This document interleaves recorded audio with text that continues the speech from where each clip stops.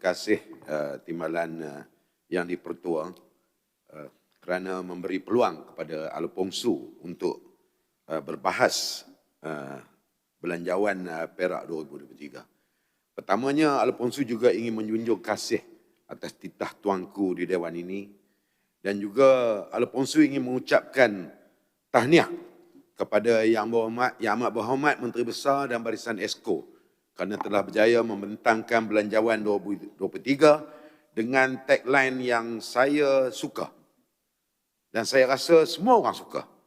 Perak makmur, rakyat sejahtera.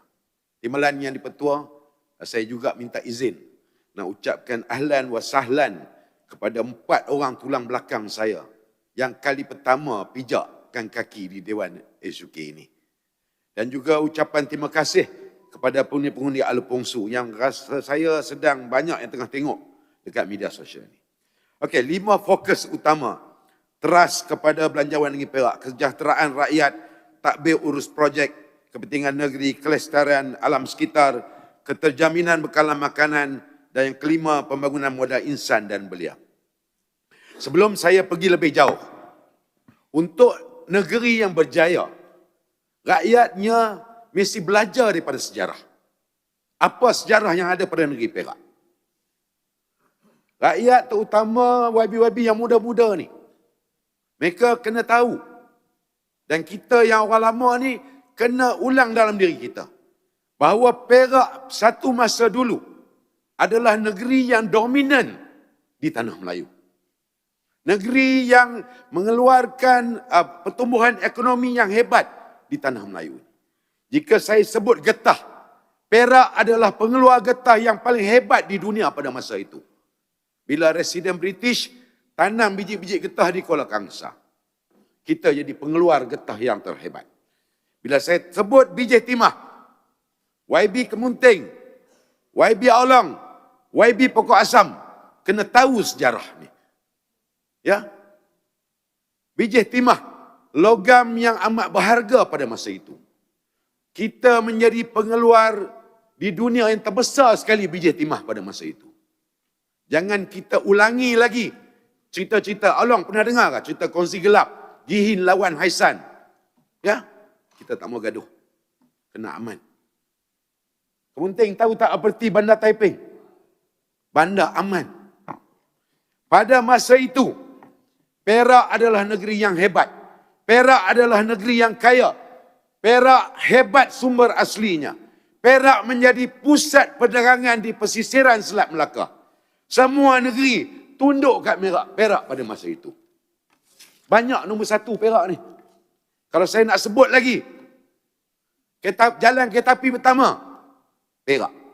Museum, plat kereta yang pertama, penjara. Hebat negeri kita. Semua orang kena akui. Saya cikgu sejarah, saya cerita, saya pegang sampai sekarang. Bila saya ada peluang jadi cikgu sejarah, saya cerita pada anak murid saya. Tapi Malang. Kenapa saya sebut Malang? Semua kegemilangan, semua yang saya cerita yang hebat-hebat tengah untuk negeri Perak, sekarang hanya tinggal kenangan. Yang ada pun tugu-tugu sikit-sikitnya. Ya, mana kalau sepetang dah tak ada dah. Kota Tengah Ibrahim, ya, Museum Matang semua tinggal dah jadi sejarah. Jadi bagi saya, cabaran utama belanjawan 2023 negeri Perak ini adalah kita untuk dapat balik zaman kegemilangan kita. Kita mesti rasa bangga dan kita semua kena berusaha dengan pimpinan Yang Amat Berhormat Menteri Besar. Semua teras dah baik dah. Ya. Jadi dalam memastikan prinsip Perak makmur dan sejahtera ini, kita mesti menghilangkan kebergantungan rakyat kepada kerajaan negeri. Momentum ataupun belanjawan 2023 ini bukan untuk 2023 sahaja. Kalau siapa yang berfikiran macam itu, salah jawabnya. Ini adalah titik mula. Titik mula daripada 2023 supaya kita dapat menikmati hasil jangka panjang. Kita kena gerakkan rakyat kita. Kita kena kekalkan momentum supaya pertumbuhan pendapatan rakyat Perak terus naik, terus naik. Jadi bila kita bentang belanjawan 2024, kerja jadi mudah. Masa tu MB senyum saja. Tapi kita kena mulakan daripada sekarang. Jadi saya, jika nak ceritakan tentang pertumbuhan pendapatan, siapa yang bersetuju, tadi saya tegur Behrang, siapa yang bersetuju kita menggunakan benchmark pertumbuhan 2020 dan 2021, salah jawapan dia.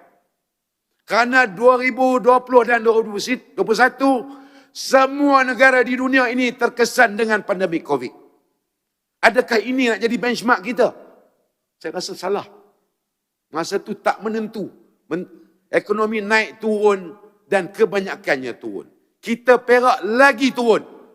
Negara merosot 11.3%. Perak merosot 12%. Jadi kalau 2020 dan 2021 kita nak jadi benchmark, salah. Saya lebih selesa menggunakan pertumbuhan 2016 dan 2019.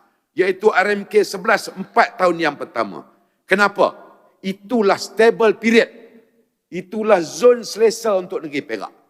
Kita gunakan penilaian itu. 2016 dan 2019 tiada krisis. Tiada krisis. Jadi benchmark yang paling sesuai itulah. Lagi satu, saya ucapkan terima kasih kepada kerajaan negeri. Belanjawan ini terbaik. Nak bantu rakyat. Nak bantu rakyat macam-macam dalam teras ni nak bantu rakyat. Tapi saya rasa, jika kita teruskan dengan sebutan nak bantu rakyat, rakyat tak dapat berdiri sendiri. Kita kena mulakan titik belanjawan ini supaya rakyat dapat berdiri sendiri, rakyat dapat solusi untuk bergerak dan kekal kalau boleh selama-lamanya. Jadi kita kena mula sekarang. Kalau kita mula 2023, insya-Allah 2024, 2025 kita akan tengok hasilnya. Okey, saya ada bawa carta timbalan ni betul. Carta yang pertama adalah tentang KDNK.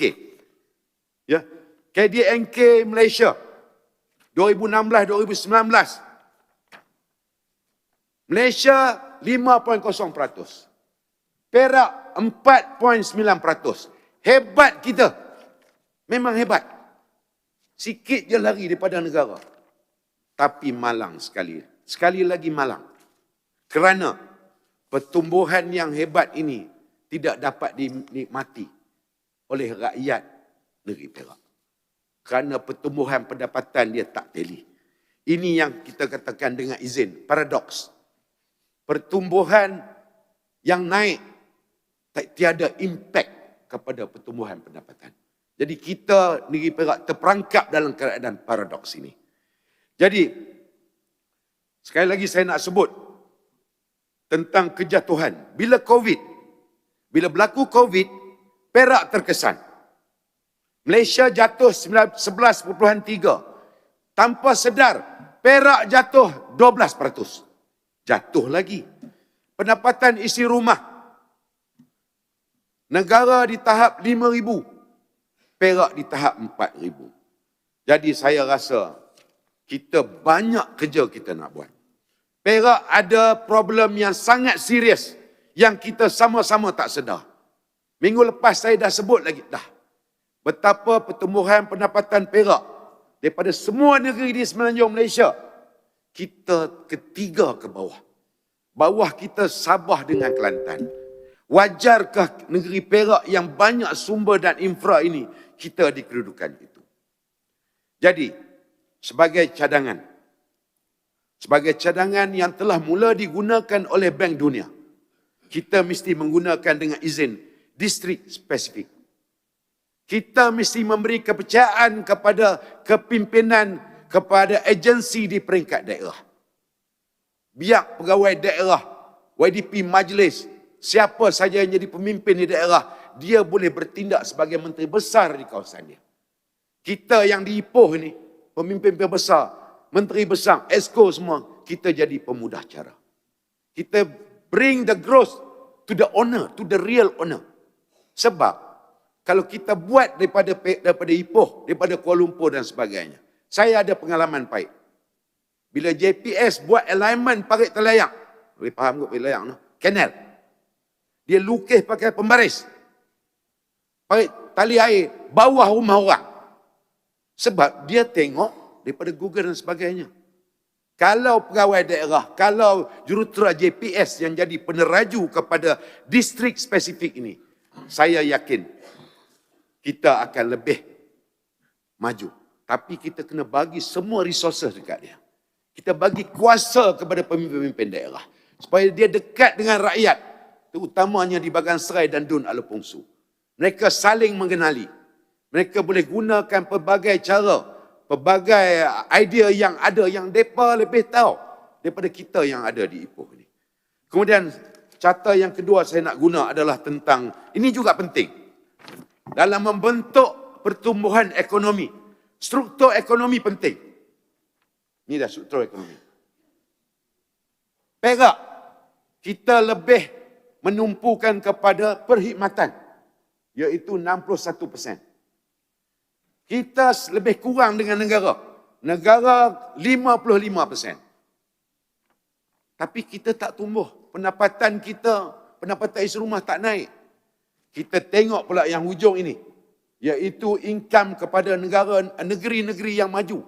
Negeri Pulau Pinang, negeri Selangor, mereka tumpukan kepada pembuatan.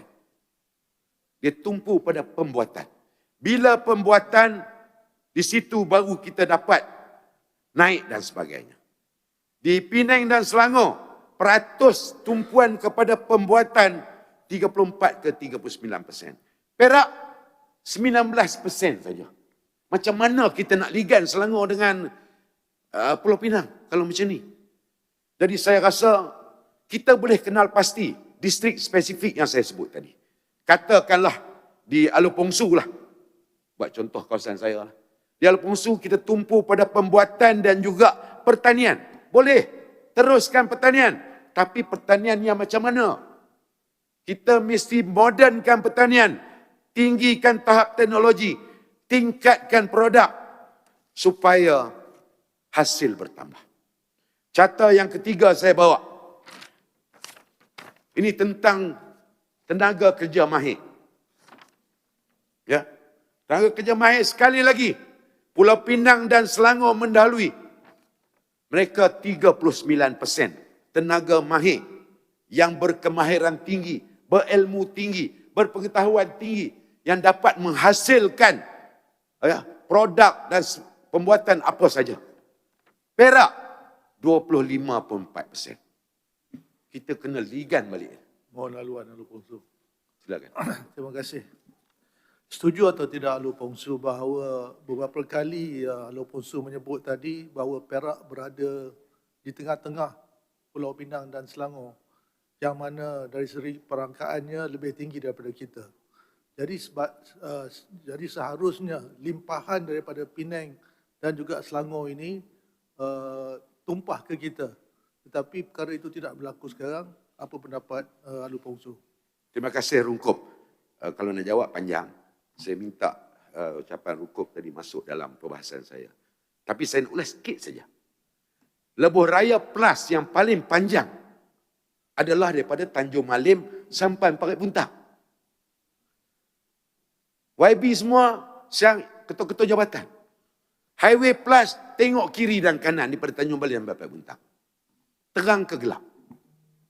Saya umpamakan Highway Plus ini macam paip yang menjala daripada Tanjung Malim sampai ke Parit Puntang. Kita kena tebuk paip ni. Kalau kita tebuk paip ni, air akan melimpah keluar. Ini yang tak berlaku ataupun kurang berlaku yang berhormat Menteri Besar. Kurang lagi. Kita kena tebuk banyak lubang lagi, terutama Dun Alopongsu. Jadi timbalan yang dipetua, kita mesti memberi kepercayaan kepada daerah.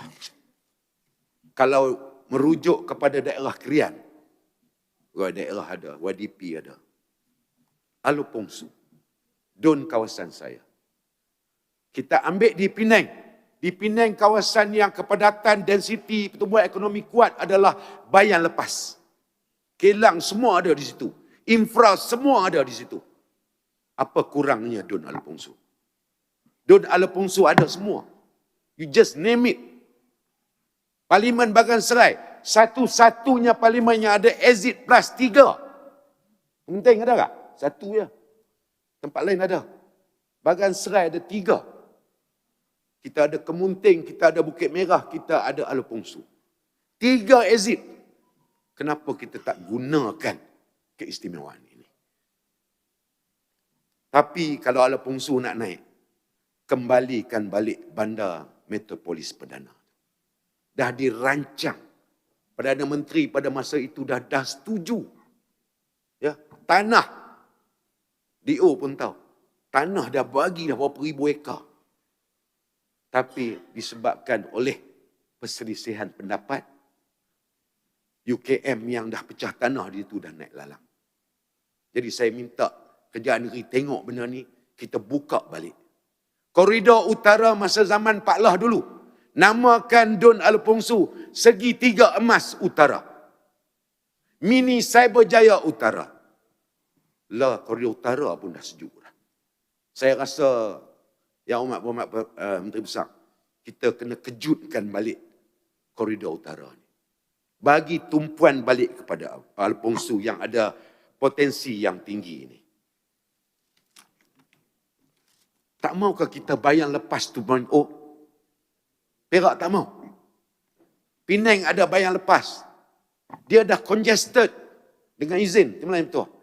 Penang dah tak ada tanah dah. Alfonso ada beribu-ribu ekar tanah. Perak jangan tanya lah. Lagi banyak. Kita nak cipta sejarah dengan belanjawan yang Muhammad bentangkan ini. Perak juga dapat bayang lepas 2.0. Kalau boleh di Alfonso. Dun Alfonso sebab dah ada infra semua. Kemudian, sebelum saya akhir, antara perkara penting adalah modal insan. Dalam pertumbuhan ekonomi, modal insan amat penting. Adakah kita pernah jalankan PA? Bila saya sebut PA, orang kaki golf tahu. PA. Tapi mengikut pakar ekonomi, PA, produce, attract dan retain. Berjayakah kita melahirkan modal-modal insan yang hebat? Perak berjaya tak berjaya? Berjayakah kita tarik, kita jadi magnet kepada modal-modal insan yang hebat untuk datang ke negeri kita? Berjayakah kita kekalkan mereka bermastautin di Perak? Berjayakah kita? Itu sebab saya kata distrik spesifik tadi.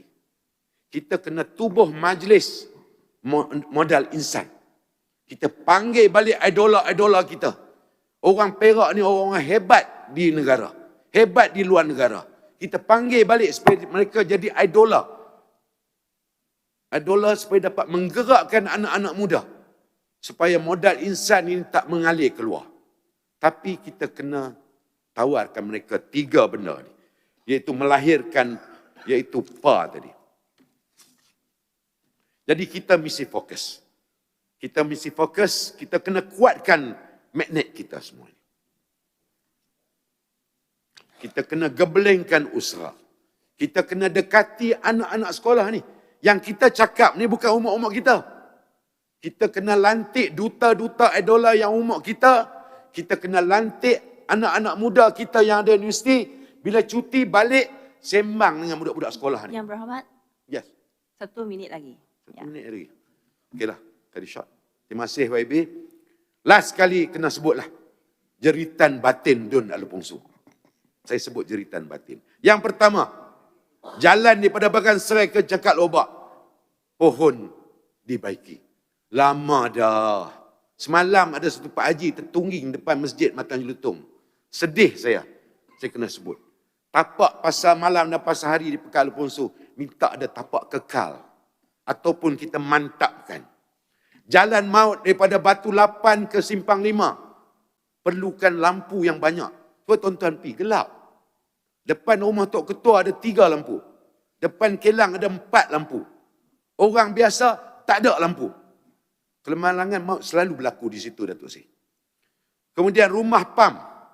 Saya telefon Aida. Aida kata rumah PAM yang kedua, kalau tak terbengkalai, masalah pengairan boleh diselesaikan. Walaupun kita perlukan water tunnel seperti kata Ketua Pemangkang. Jadi, kemudian, atau polis tadi saya dah sebut dah. Kemudian bila sebut tentang jelapang padi, saya dah lama duduk Bagan Serai pada kecil. Malu nak sebut jelapang padi. Saya ulang balik.